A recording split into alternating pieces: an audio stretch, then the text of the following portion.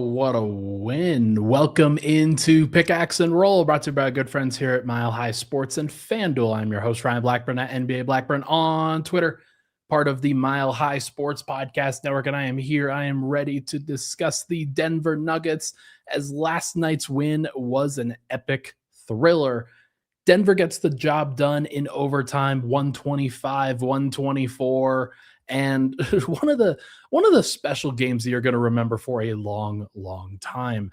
And I've said that a couple of times throughout this year, but this one, I really mean it. Like this one, I think you have to file away as a very important moment for the Nuggets season. And it has nothing to do with Nikola Jokic. It has nothing to do with Jamal Murray. It has nothing to do with Cam Johnson. It has nothing to do with Aaron Gordon. It's none of the starters. None of the starters were in this game. Denver had to rest. It was a requirement based off of the schedule. They were in a very difficult position from a physical perspective. You've got a couple of guys coming back from injury. You have to be smart about it. And so Denver was smart. The smart thing to do was to, quote unquote, throw this game. It was to, like, on the second night of a back-to-back, it's an unfortunate situation. You tried to go get the win in Brooklyn, didn't ultimately work, but you have to follow through with your process. And that's what Denver did. They rested their guys. And lo and behold, didn't really matter, because the guys that they did play didn't see it that way. They didn't see it that way at all. And we're going to talk about it. We're going to talk about it on this episode. Jalen Pickett, Zeke Nnaji, Peyton Watson, Hunter Tyson, Spencer Jones, just a whole bunch of guys I think you can point to. Bruce Brown, like whole bunch of guys that you can point to and what they were able to provide in this game, just gutting it out, absolutely gutting it out and doing everything that they could to stay alive in this game and put together a very, very impressive performance. I'm going to only go for about 30 minutes today. Unfortunately, I can't really extend that much longer than that. We've got a couple of things at MHS that I have to go attend during the afternoon, but I just wanted to make sure to get the show out before that happens, because, I mean, you guys deserve to be able to be here and to hear some of the, like, I guess, apologies. There's plenty of ways that I could go with this show. I'm not going to fully, like, apologize for my perspective yesterday during the day that basically said, yeah, you know what? I don't think that Denver has got this. Like, I think that Denver's most likely going to get blown out, because I think anybody that looked at the lineups and looked at the situations would be like, you know what? No, they got no shot. And the lines that we talked about, I laughed about it last night. I was like 15.5, a minus 15 line for Philly on FanDuel last night. And that was at noon. It was a completely different story when the game was actually tipped. When the ball went up, the Nuggets brought effort that entire time. They brought intensity that entire time. And it was the combination of shot making and the shot attempts from the outside, as well as the scrambling defense on the other side of the floor. Jalen Pickett deserves a bunch of credit. Other guys certainly do too, but I think it was Jalen Pickett that really got Denver started, that put them into a position that basically said, you know what? I'm going to shoot the ball. I'm going to get to the spots. I'm going to put us into a position like Peyton Watson also doing the same thing for sure. But I really do think it was Jalen Pickett who gave Denver confidence, because he brought a certain level of confidence to the game last night, that he could handle the ball, he put himself into a position to score. And if the opposing team was going to sag off on him, he was going to shoot. And he played with a level of intensity and belief that put Denver into this tremendous position of, like, no pressure. All they had to do was play hard. Again, the expectations were so low that nobody was like going to be mad at Denver if they lost. Maybe the Nuggets might be mad at themselves for letting it go. But for the vast majority of it, it was quite clearly just play free. And Jalen Pickett did a great job of that. He was operating in the pick and roll, operating in the DHO, trying to find, and mostly it was pick and roll, just with the ball in his hands, plain and simple, either set a pick or isolate, which is wild. Like, I mean, this is Jalen Pickett back at Penn State, which, hey, maybe that's the reason. Maybe that's the reason he was playing with such confidence. I wonder who was in the stands. I wonder who was there supporting Jalen, because he had an opportunity to play, and I got to imagine that he had some people in the stands that were very excited to see him out there. Um, but he goes for 29 points, by far a career high. I'm pretty sure his previous career high was like 20 or 21, somewhere in that general vicinity. And so this wasn't even close. But he gets up 20 shots, 11 of 20 from the field, 7 of 11 from three. And the step back threes were what really stood apart. It was what really put him into that position where everybody's like, holy cow, what is going on here? What is happening with this guy? Jalen Pickett, like Philly fans and national fans, because this game was on Peacock. Like, this game was in a spot where I don't think anybody was really expecting, like, nationally for the Nuggets to compete the way that they did, but you see them keeping the score close, and then you check the box score and you're like, who is Jalen Pickett? How is he doing this? How is he doing this to Tyrese Maxey, VJ Edgecombe, and the Philadelphia 76ers? Well, it's because he was hunting Joel Embiid, like, straight up. Like, he was seeking out Joel Embiid in pick and roll and in isolation. And on 4 separate occasions, Jalen Pickett isolated and hit a step back three over Joel Embiid, who unsurprisingly didn't want to go out all the way to the perimeter, was kind of daring him to shoot these tough shots.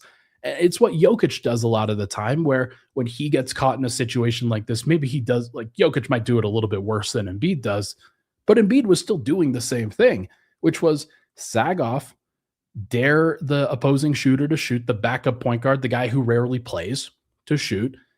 And Pickett was just having none of it. He was killing Embiid like the entire time, and it was unbelievable, man. Like, that's, if you're a Nuggets fan, that felt pretty good. That felt pretty justified. Just seeking out the mismatch center and isolating on the perimeter and putting him on an island.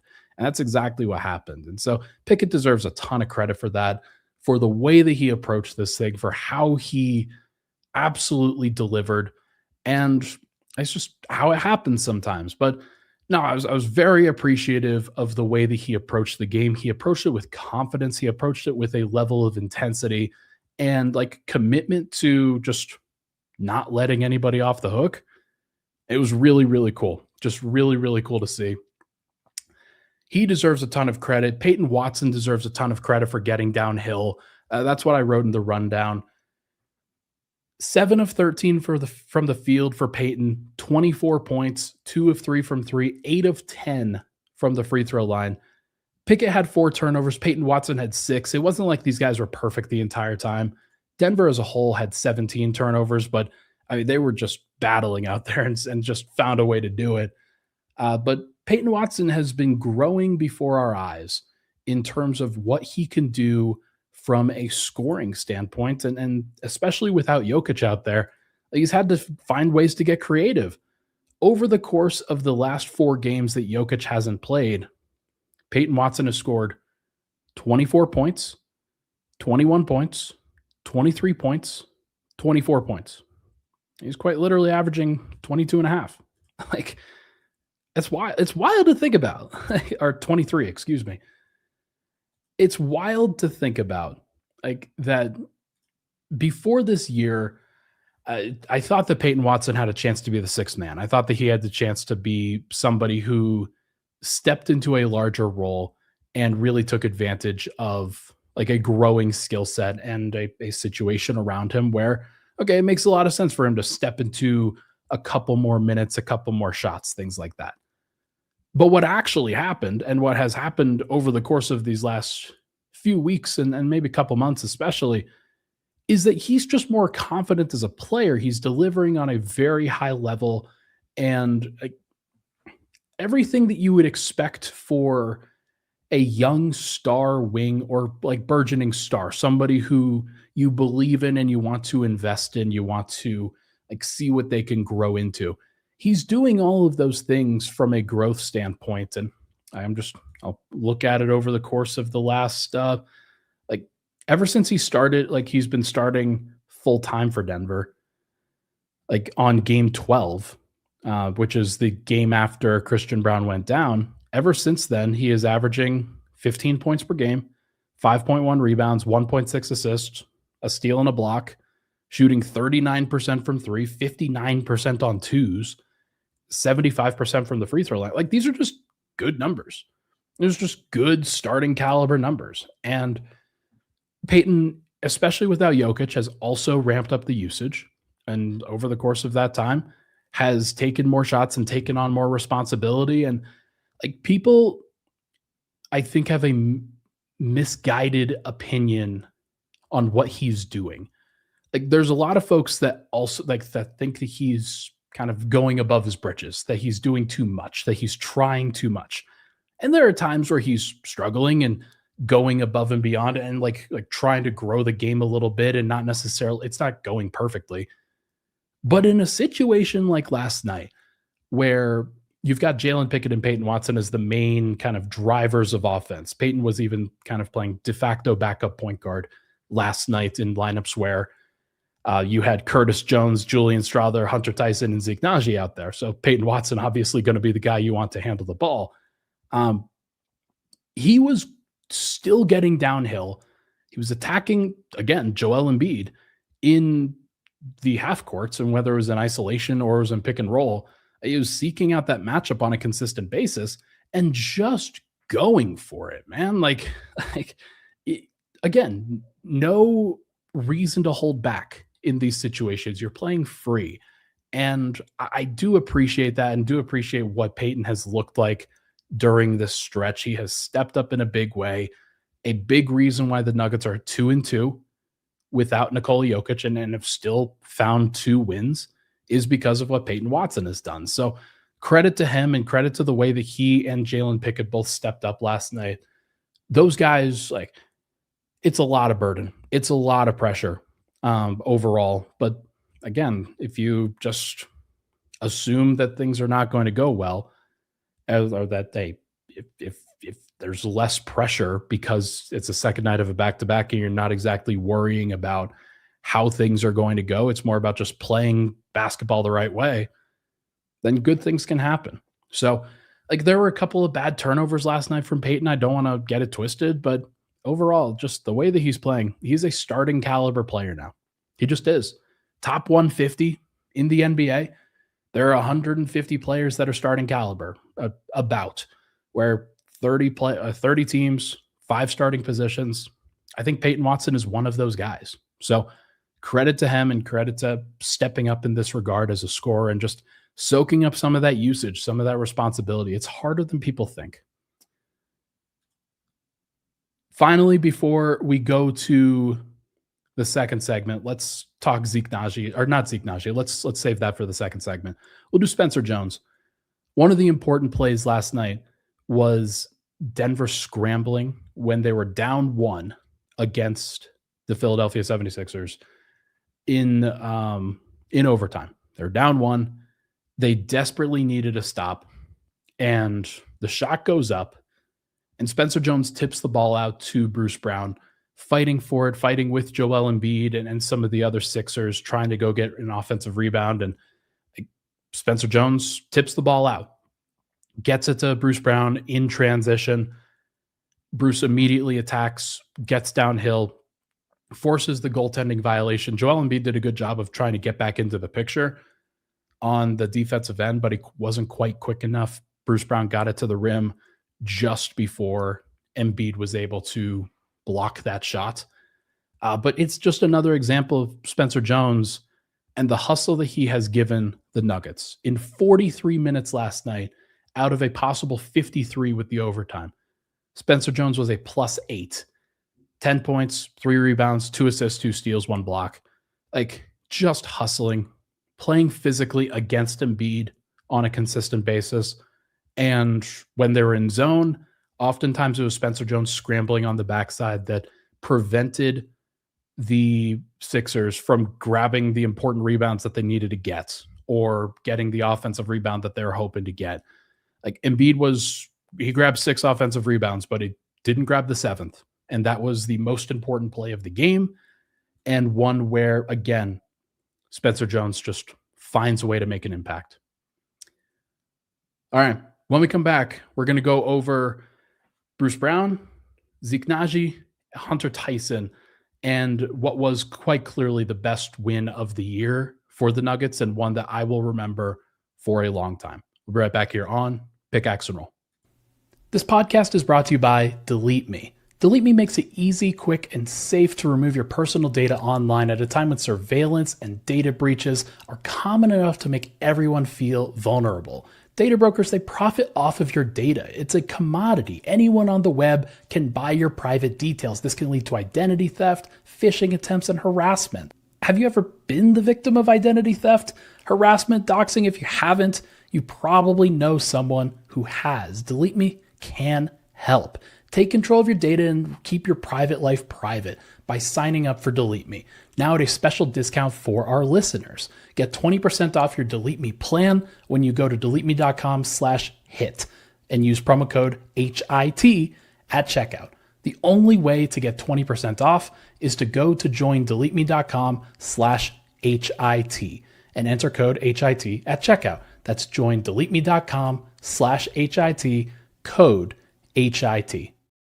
All right, we are back. Pickaxe and Roll, Ryan Blackburn here. Thank you so much for tuning into the show, folks. Hit that like button, hit that subscribe button. Would really, really appreciate it. As Cody says here, I wonder if Denver does something by Spencer 5th, by February 5th to get Spencer a contract. They will. I can't imagine you have, like, if you're the Nuggets, you've watched what Spencer Jones has done from a hustle standpoint, from a defensive standpoint. He's been their best defensive player on the entire roster. Like, you need somebody like that to win a championship. And like, there will be a time in the playoffs where I don't know if Spencer Jones is going to shoot from a 3-point percentage like in the playoffs, but I know he's going to guard. I know he's going to defend. I know he's going to execute what the Nuggets are trying to do. And that is just extremely valuable. So I think that he will I think they'll find a way. And like, even if it's just, hey, convert that 15th roster spot into Spencer Jones, that'll be just fine.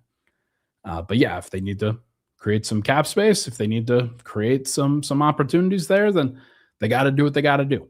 I'll just say that Spencer Jones has to be on the roster by the end of the year. Okay. Let's go over Zeke Nnaji, who didn't start last night. Deron Holmes started last night. Again, like, a little bit of an underwhelming game from Deron Holmes. Like, it's a very difficult spot. You're going up against Joel Embiid. He got muscled out of the way a couple of times. Had 2 points, 1 rebound, 4 assists. Still making good plays off of the short roll and in those situations. So credit to him for that. But Zeke Nnaji was a massive reason for why the Nuggets were able to win this game.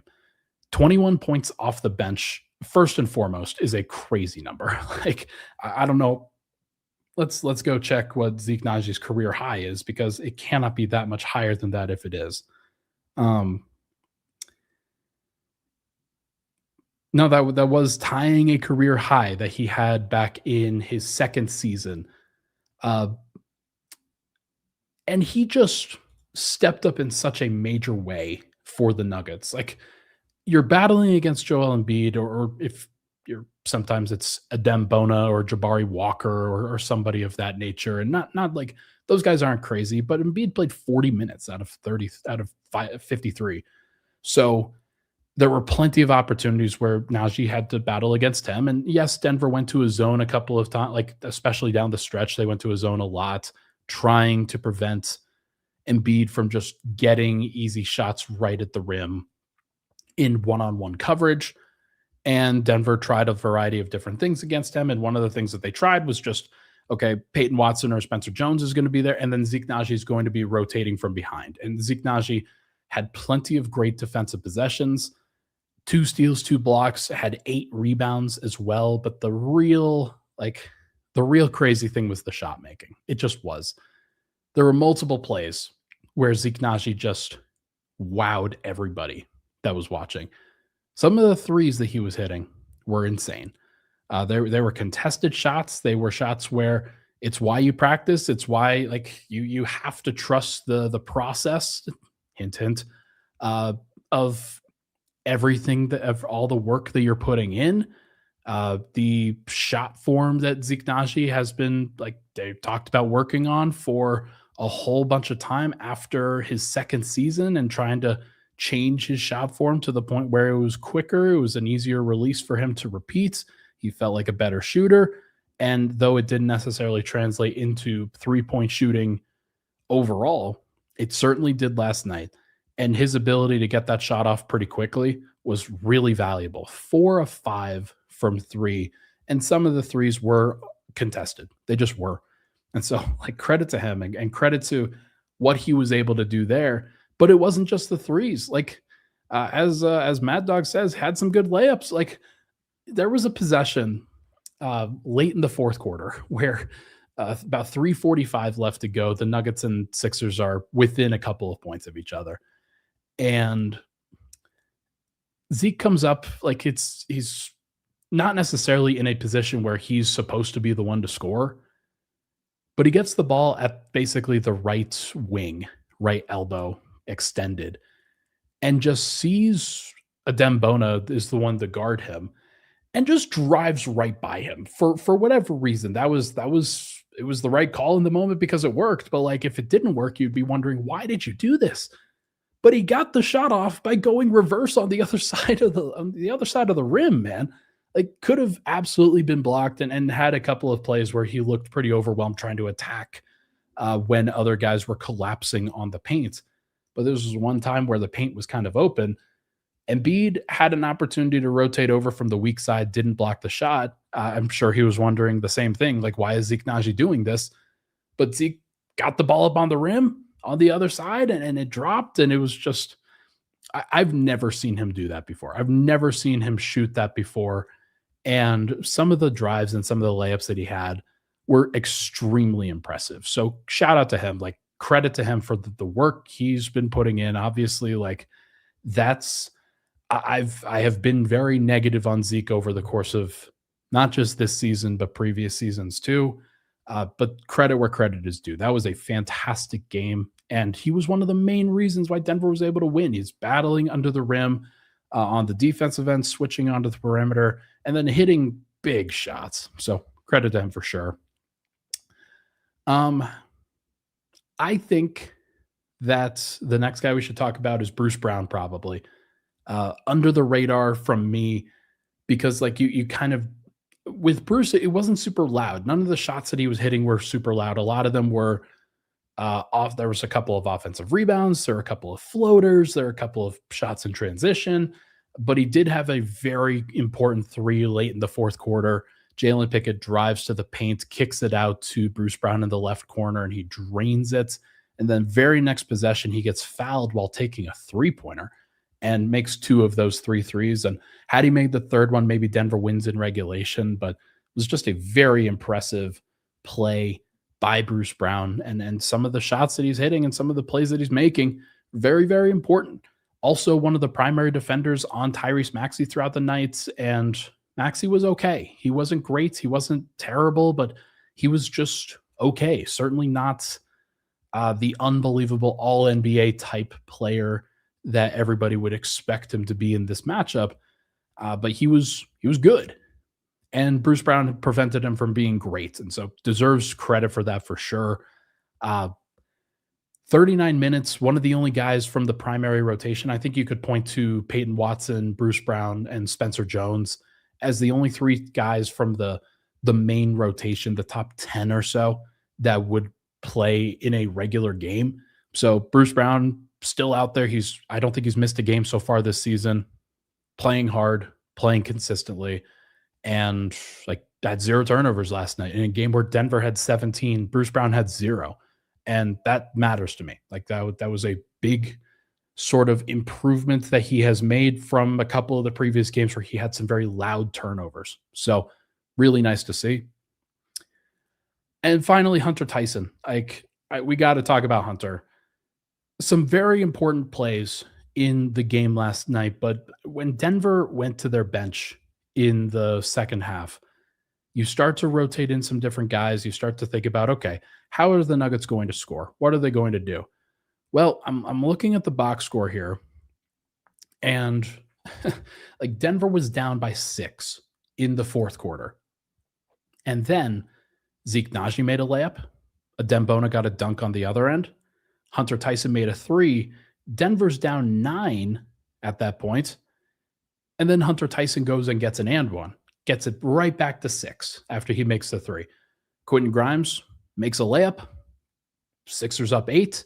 Spencer Jones comes back and gets a short floater driving to the rim, gets it back to 6. Sixers miss a layup. Julian Strawther takes it in transition, makes a driving layup himself. Good for Julian. Sixers miss again. Jalen Pickett gets a floater. And then there's a substitution. Sixers miss again. Peyton Watson misses a 3 when he comes back in. Sixers miss again. Hunter Tyson grabs a defensive rebound, hits a clutch pull-up 3, like with about 8 minutes left to go, that put Denver up, because Denver had they had gotten some defense to go. Sixers were struggling a little bit without Embiid on the floor. And Hunter Tyson hits a pull-up 3, just runs in transition and gets fouled by Quentin Grimes from a rear view contest. Hunter makes the and one, and Denver's up 2. And that gave Denver the confidence. That run gave them the confidence. And those 7 points that Hunter had among that run were huge in terms of just giving Denver the confidence to get back into the game. That was absolutely an opportunity where Denver could have gone the other direction. But it didn't happen that way. And Hunter Tyson made some very clutch shots, very impressive shots. Very impressed with his just professionalism and being able to be out there in that situation, in that environment, and stay true to it. 14 points, 3 rebounds, 1 assist, 1 block, 4 of 7 from the field, 2 of 4 from 3, 4 of 4 from the line, +2 in a game Denver won by 1 point in overtime. So shout out to Hunter Tyson. Again, another guy that I have been very critical of throughout this process. This was probably the best game of his career. Probably the most valuable from a Nuggets standpoint from his career. So shout out to him for stepping up. It was everybody has to. And if you're going to win a game like this, you're going to get contributions from unexpected places. And Spencer Jones has been a guy that has become expected over the course of this time. Hunter Tyson has not. So credit to him for stepping up for sure. It was a huge, huge deal. Snowwolf says in the comments, I bet even Ryan was yelling last night when Pickett was frying Embiid. You best believe I was. You absolutely best believe I was. That's the only good thing about road games for me. I don't go to the arena. And when I'm at the arena, I'm very professional. When I don't go to the arena, I get to react. I get to react when I'm at home. And I was reacting last night. Let me tell you that. Special win for the Nuggets. This was an absolutely insane game, one where everybody deserves a ton of credit. Again, as I mentioned last night, according to FanDuel, before the game, the Nuggets were 15-point underdogs. And that, honestly could have undersold the margin that they had, because the Sixers were fully healthy. They had been playing pretty well, and the Nuggets had not been playing pretty well. Every expectation was pointing to the fact that Denver probably was going to lose this game. But nobody told the Nuggets that. Nobody told the guys that were actually out there. And David Adelman postgame in the locker room was nearly on the verge of tears, getting choked up, getting emotional because of how much this game meant to them, which is so cool. You've got Murray and Jokic and Christian Brown and guys like that in street clothes. There are some other guys that may or may not have traveled with the team. I know Jonas Valanciunas was there, obviously.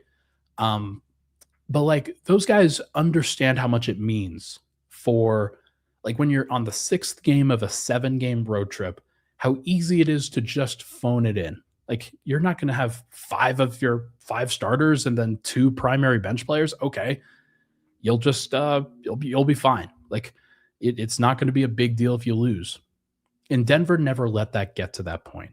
And so credit to the Nuggets, credit to everybody on that trip, the culture. I wrote about this after the Toronto win and maintain it. The culture for Denver's in a good place. They've had some personnel issues. They've had some issues not being being without some centers, and that's definitely been a thing. But the fact that you had a combination of Deron Holmes, Zeke Nnaji, Spencer Jones, Peyton Watson, Hunter Tyson, like that was your front court. That was your front court from last night. And they just found a way to dig deep, scramble, be physical, and compete against Joel Embiid of all people. It's a really impressive game, really impressive win. And Denver, they saved their record a little bit because it's games like this that you may not remember individually, but when you look at the standings and you see, okay, Denver is now 24-12. Yeah, they're 24-12. OKC lost to Charlotte last night. It is possible. OKC is 5-5 in their last 10 games. Now the Nuggets are 4-6. They've also struggled. There's no doubt about that. But Denver's only 5 games back in the loss column of the Thunder. And are the Nuggets going to catch the Thunder? No. But it goes to show that everybody goes through struggles. And the fact that Denver's still 24-12 at this stage of the season shows that they're surviving. It may not be a perfect record, but there will be plenty of opportunities on the back end for them to get right and to win consistently and to do all those things. Right now, you just have to scramble. And that's what the Nuggets have done, and they've done it really well. Okay, everybody, that is going to do it, I think, for this episode of Pickaxe and Roll. Unfortunately, cannot go much longer. As I mentioned at the top, we've got a couple of things for Mile High Sports that I have to take care of, but wanted to make sure to still get out a show regardless. So thank you so much for tuning into the show. Really appreciate the love and support on the podcast as always. I'll be back on Thursday. The Nuggets will play on Wednesday against the Boston Celtics and wrap up their road trip. Again, not like Boston is the 2 seed. They have played really good basketball. They're 8-4 in their last 10 and have won 4 in a row. It's not an expectation that Denver should win that game, the final game on a road trip. However, Jamal Murray, Christian Brown, Aaron Gordon should all be back for that one. We'll see what happens. Everybody have a great day. Nuggets deserve the day off. I'm really glad to be able to say that. Really good stuff. Everybody have a good day. Talk to you guys very soon.